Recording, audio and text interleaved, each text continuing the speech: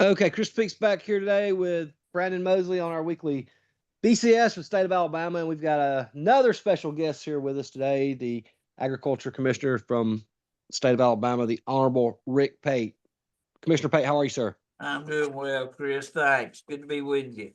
Yeah, Commissioner, the last time, first time I talked to you, I kind of needled you a little bit about being our dark horse candidate for governor next time, and so I seen an article on AL.com the other day that you said the only way looks like all indications Senator Tubble may be jumping in that, and you said that the only person to beat him would be Coach Saban, and you was contemplating the run for the lieutenant governor's office or something else. What experiences do you think that being the ag commissioner would translate into another office?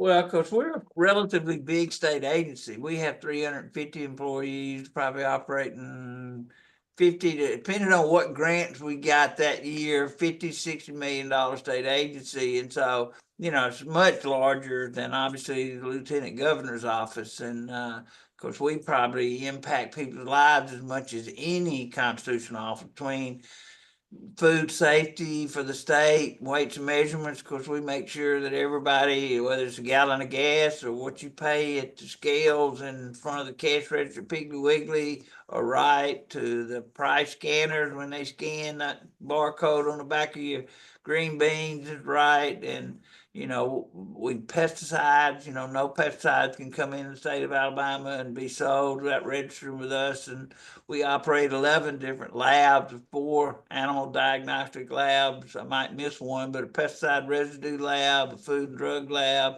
chemical lab, a seed germination lab, and 2 bee labs. And so, yeah, it's, I've always said that being in business for 37 years, really, I mean, there's a lot of constitutional offices that being in business don't necessarily help you as much in, I'd say the auditor, treasurer. Probably you want the treasurer to have a banking background or something. The attorney general's obviously got to be a lawyer, but the commissioner of ag, or being governor in particular, yeah, you're really running a huge business.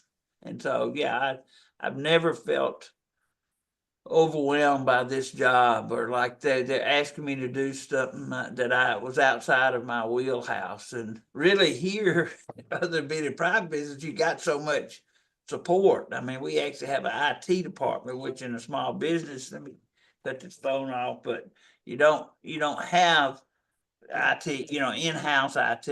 We have a general services. So just anything happened. Like if the clock fell off the wall, I just called general services, they put it back up on the wall. There's a lot of things. So yeah, I don't.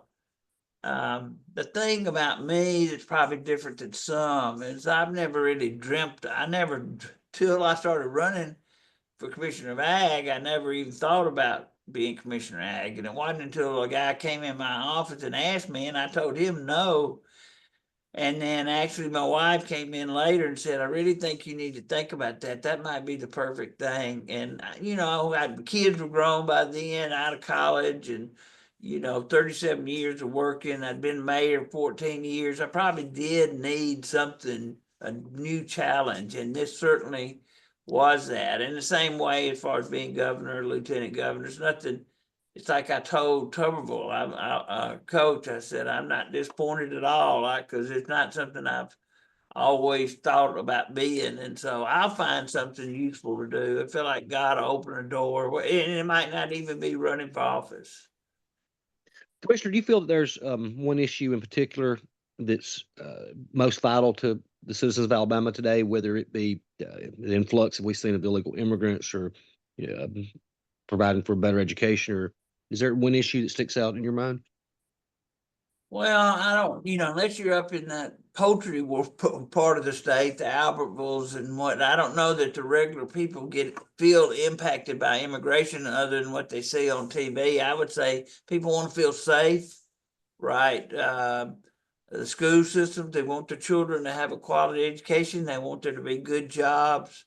I mean, those things, those kitchen table issues are what people in Alabama care about. I mean, obviously, a lot of that Democratic stuff, the DEI and the whole boys playing in girls sports, boys being in girls locker rooms is upsetting the people. But I don't know day in, day out that that's as much an issue, because I'm not sure how much that goes on in Alabama, if at all. But I don't think people like that at all. But I think people do feel it's unfair the way they've let the immigrants come in. I think they certainly don't think it's fair that they're putting them up in hotels and feeding them and giving them the stuff that they have when our veterans are not treated that way, and a lot of our own American citizens aren't treated that way. So yeah, but I think Alabama's in a pretty good place. The economy's growing. You know, I mean, unemployment's relatively low. They talk about workforce participation. That's a tough nut to crack because, you know, out of those numbers, you got a certain number of people that have addiction issues. You got a certain number of people that have health issues that prevent them, and you got a certain number of people that don't want to work. I mean, not because they're sorry. They're either their spouse makes enough money. I mean, I've been to seminars where people are talking about workforce development, and a guy will say, "My wife quit working 2 years ago." Well, she needs to go back to work if we're trying to get all these people that are not participating. But anyway, yeah, those are some of the issues. Commissioner, Yes, sir. when you go to the grocery store and you look in the meat case, I mean, steaks are going like $13.99 a pound, 14, 15. You know, go to a restaurant and I'm seeing, you know, like a New York strip at like 28.99 and above. But then I ride around in the countryside and it looks to me, just eyeballing it, like we got less cows out there, especially in the Black Belt, than we used to have, you know, 10, 20, 30 years ago. Let me take your question, sort of the price of food. I mean, obviously, cattle prices are the best they've ever been. I mean, ever, ever, ever. And so, as much as some of our other people are hurting, our row crop farmers, meaning cotton, corn, soybeans, peanuts, wheat, those people, commodity prices are real, real low. Yeah, cattle prices are at records, and so, but I don't know about you, but I still see people buying those steaks, and I see restaurants. You can hardly sit at a Long John, I mean, a Longhorn restaurant unless you go at 4 o'clock or something. So I don't know, you know, I mean, the only way this is supply and demand. Yeah, cattle numbers probably are down because they're worth so much. And so what we watch is how many heifers are going into feedlots, because if they're selling the potential mama cows, that's one less that'll be bred next year and one less calf you have. And so, yeah, as long as prices are so high, you know, it's sort of like you got to sell when the stock market's high. Most people don't; they sell when it's low and buy when it's high. But yeah, you know, it's just the economy's really good for cattlemen, and all I would say is, yeah, there's other proteins out there, whether it's pork or chicken. Egg prices have actually fallen about 30% is what I've heard. But anyway, that's as good an answer as I can give you. But it seems like maybe I'm getting impatient here as a consumer. It seems like that the supply is not increasing to meet the demand. Is there something, are there barriers to keep, you know, some of these landowners from going into cattle Well, other than the cost of the heifers right now? well, it's just cattle price so high, so it's to be real expensive. It's like buying the stock market when it's at its all-time high. And so if you wanted to get into cattle business now, because so you buy a cow, you breed her, you wait 9 months, she has a calf. That calf's gonna have to be a year old before it's gonna have a calf. And so you probably another 2.5 years from the time you buy that cow to you're selling something, and you like I said, you're buying at the top of the marketplace. But now if somebody wanted to, you could get in now, but you're buying at the top of the market. Understood.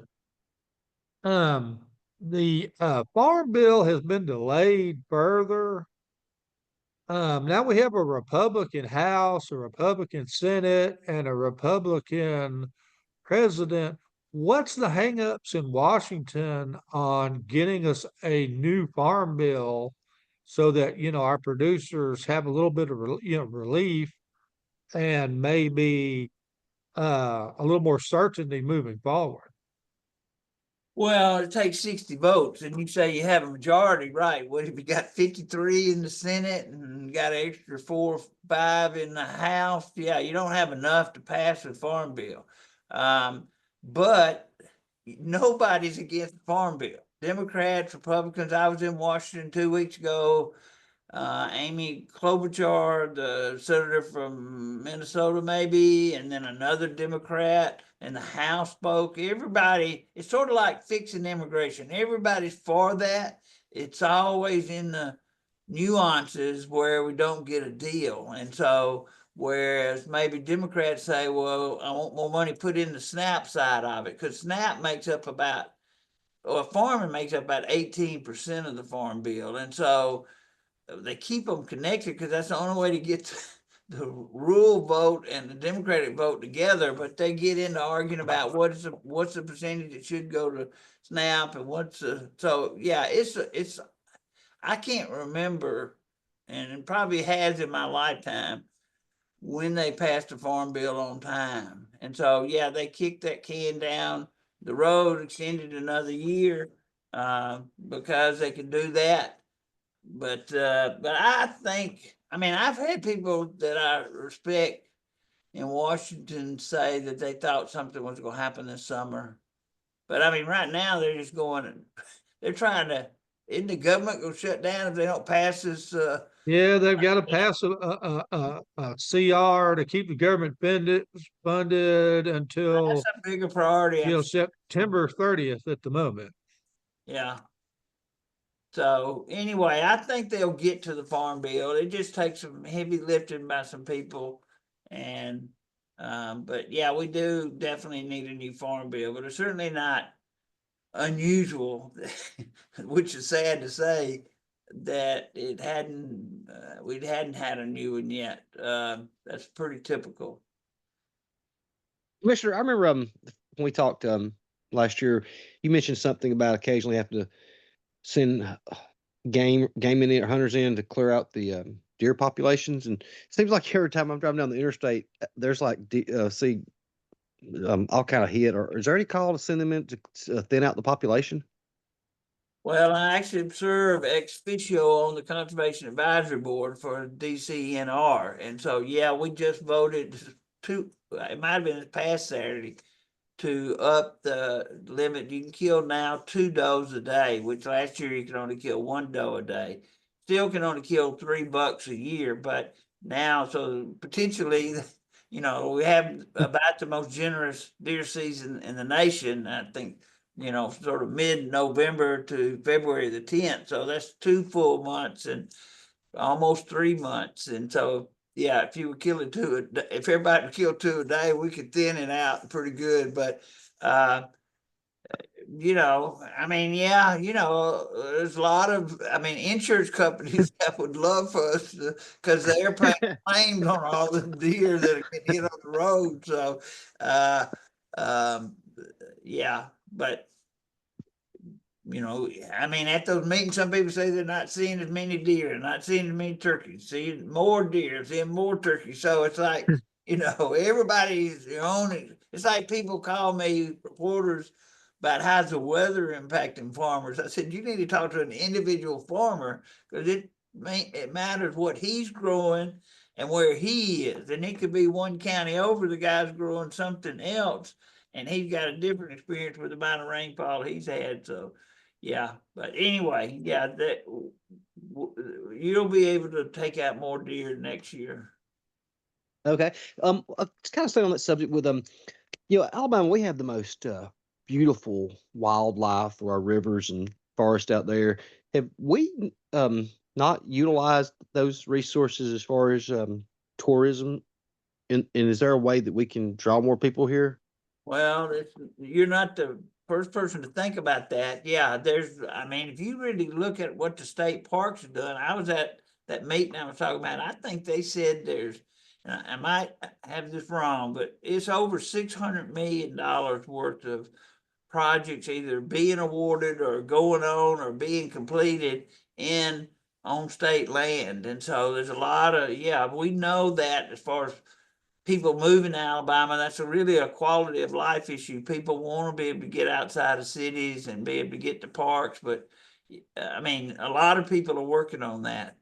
And actually, the Department of Tourism realizes that that's an asset, and they're trying to help us promote that. Commissioner, about a couple years ago, there was a big push because of wild hogs doing a lot of damage to our farms. And, like you plant soybeans in some counties, they just dig up all the seeds, just eat them as soon as it's planted. Have we made any headway on controlling that wild hog population, or is that still a menace? It's still a problem, yeah. And so have we made inroads into it? Well, we've killed a lot of them, but still, they say you have to kill 70% of them every year just to stay even. I mean, they're so prolific. Whereas we talk about cattle, how long it takes to get a calf. Hogs have a couple of litters a year, and every litter is going to have 8 to 12 piglets in it, and so yeah, it's a huge problem, but yeah, some money resources from Washington have come down and helped, and we put state resources into it, and they're working on some baits that will kill the hogs quickly and humanely. The problem is they can't get the bait where vultures and different animals, coyotes that eat that dead carcass, it doesn't show some residual effect in them. And so, but I think we're within a couple of years of having that. And that's probably what it's going to take. I just don't know if we can shoot enough or trap enough to ever get ahead. I think we're going to have to get a bait that'll either sterilize them or something. So, Commissioner, kind of on a lighter topic here, you mentioned to go in to the rodeo today. So, when you was a younger man, did you ever ride the bulls? No, when I was a teenager or in college, I'd rode a bareback one time, and I tried the bulldog one time, and I decided that wasn't my career path, that I was going to continue. Now, I don't know that I've ever, other than a mechanical bull, ridden a bull. I grew up, we had cattle, and Dad discouraged us from riding the cows and bulls, but yeah, no, I hadn't. But yeah, I'm a big sport of the rodeo. I don't know if it was COVID or that show Yellowstone, but just this rodeo here in Montgomery, Southeastern Livestock Rodeo, has really grown, and the interest in it has grown. And but yeah, hopefully this weather will hold off long enough we can have these 4 performances. What do you enjoy most in the rodeo? Which event? Yeah. Yeah, probably the bull riding. That's the reason they keep it at the end, because if they had it, people would leave after the bull ride. It's always the last event. But I like bareback and saddle bronc. I'm not a huge barrel racing, and a bulldog is pretty interesting. Team roping, but yeah, I mean, there's really no part of it I don't like. I like the grand entry when everybody rides around the arena. Commissioner, the Alabama Farmers Federation and Jefferson County are like teaming up on some sort of livestock exposition, farm show type deal. I think on the Hallmark property on the northern end of Jefferson County. What's the progress on that? Well, they had a board meeting yesterday at my office in our boardroom right outside that door over here. I didn't stay in there for the meeting. I don't know that I can really give you an update. I did ask the question, how many board meetings y'all had, and was told they'd had 3 or 4. The board's completely intact now. I mean, all the appointments have been made. I actually made 2 of the appointments to the board. But yeah, I think it's progressing on. You know, obviously there's money is anything like that. It's so they have to raise a certain amount of money from private sources, and then I think there's a commitment maybe from the state to, if they can do that, to give them a certain amount of money. But there's no doubt Alabama's facilities, livestock facilities, are behind all our neighboring states as far as what they have. And of course, the Department of Ag used to be involved with Garrett Coliseum, where the rodeo will be today, which is next door. But actually, under John McMillan, that was before me, was made to transition that from the state to the city of Montgomery. And so the city of Montgomery currently owns the Garrett Coliseum. But yeah, there is a need for a new farm center.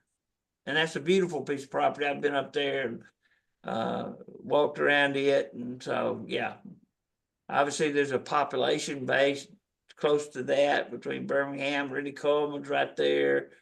Huntsville's not far. Yeah, it's got some opportunities.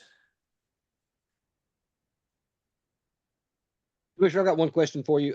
Then I don't know if Brandon has any more, because I know you got to go. I want to keep you up from your rodeo. But last time, I come back on that first subject. You said if you had told somebody you was running for governor before your wife found out, you'd be in a world of trouble. For whatever that office was true, because I hadn't told her that. So I'm not going to say anything about that. Whatever you decide to do, does she have to make the final decision on that? Well, I don't think she'd make it unilaterally, but yeah, that would be a family decision, because that changes. I'd really need to include my 2 boys in that, because yeah, and of course one of them's married, the other's engaged. How that impacts everybody's lives. And so, not that it's not ultimately my decision, but if I got, but yeah, certainly if they felt strongly that they didn't want to be, to go through that, or didn't want a family to go through that, I'd have to listen to that and respect that. Commissioner, that's all the questions I have for you today. Thank you for coming on. Brandon, I don't know if you had anything else for him. I probably got one. Commissioner, we raise fish down there in the ponds in, the Black Belt, Greene County, Marengo County, in that direction. Are foreign countries dumping fish in the U.S. market at below cost, and is that impacting our fish farmers? Definitely.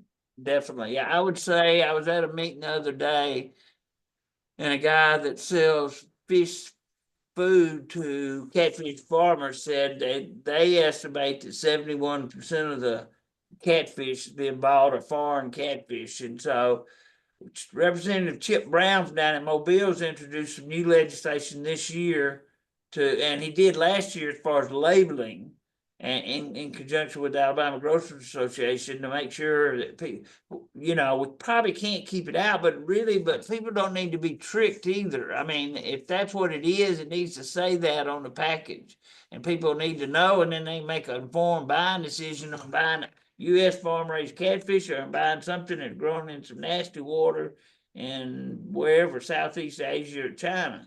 And so that's our thing. And so it's not just catfish, it's shrimp also. I mean, and so we actually in Washington, I was up there 2 weeks ago, and so we proposed, as part of all 50 ag commissioners, we take policy positions and then ask our lobbyists to lobby for it. And so we actually passed, and I was the sponsor of it as far as catfish, but Texas ag commissioner put up shrimp, and I said, well, if we're going to do shrimp, we're going to do catfish, and we got to do something. USDA's got to help us with this situation. Yeah, because it's a real problem. I mean, things are being mislabeled, and the thing is, you catch like certain countries we don't accept import from, and then all they do is take it back outside our limits and repackage it and try again. It's like,